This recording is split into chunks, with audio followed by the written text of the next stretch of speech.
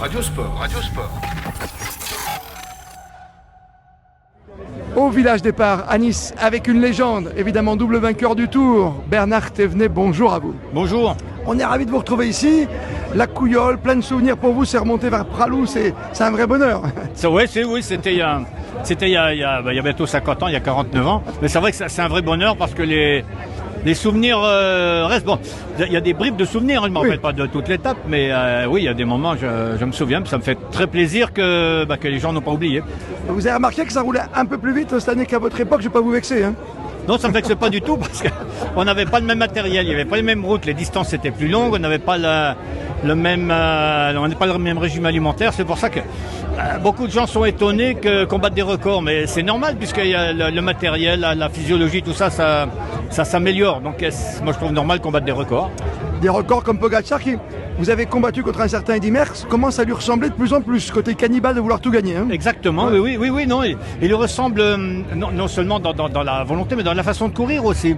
Il essaye il court comme on courait il y a 30 ou 50 ans, c'est-à-dire que le cyclisme, ça consiste pas seulement à faire des efforts au moment voulu, ça consiste surtout à profiter des défaillances ou des lacunes de l'adversaire. Et c'est ce que fait Pogacar, hein. Moi je trouve qu'il le fait très bien.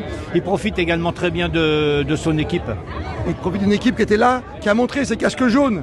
C'est vrai parce que c'est la meilleure équipe du Tour qui est récompensée par cette couleur. Pogacar, Vingegaard, Remco, les trois l'an prochain, ils seront encore là. Oui, certainement, hein, malheureusement pour nous les Français, mais je pense qu'ils seront encore là. Oui. Et il y a Carapace aussi, hein, qui démontre des qualités. Bon, il y a aussi des coureurs qui sont maintenant très loin au classement général, qui seront peut-être un peu plus avant l'année prochaine, parce que maintenant il y a une nouvelle conception, si on peut dire, du résultat. C'est-à-dire qu'avant, un coureur il s'accrochait autant qu'il pouvait. Maintenant, si le coureur il sent qu'il est plus dans le top 5, il va perdre 10 minutes, un quart d'heure, 20 minutes, il s'en fout, parce que il aura un peu plus, et déjà il sera moins dangereux au général, et puis il aura récupéré un petit peu dans l'étape. Donc faut pas mésestimer non plus ceux qui ont fini loin parce qu'ils ont une mauvaise journée.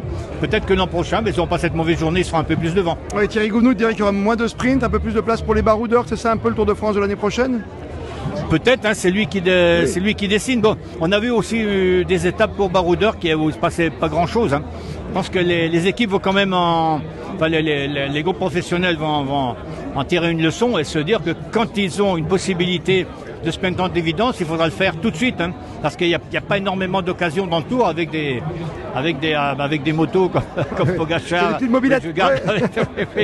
Les occasions sont rares, donc dès qu'il y en a une, il faudra en profiter. Et il y a peut-être des équipes cette année qui n'en ont pas tout à fait assez profité. Il est superbe ce Tour quand même. Ah oui, non, mais c'est super. Hein.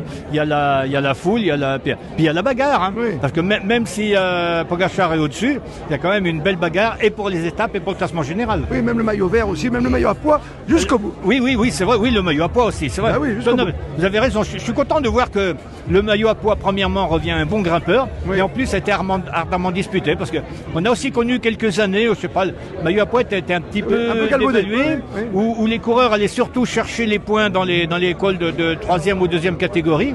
Alors que là, c'est un vrai grimpeur. Donc ça fait vraiment plaisir. Ça fait plaisir. Si vous voulez avoir des beaux vélos demain, allez sur le port de Monaco, placez-vous sur la route jusqu'à Nice. Contre la montre, c'est juste exceptionnel. C'est le NEC plus ultra, oui, on peut le dire, comme la Formule 1, bien sûr.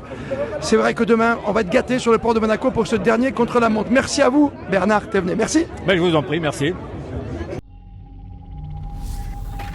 Radio Sport. Radio Sport.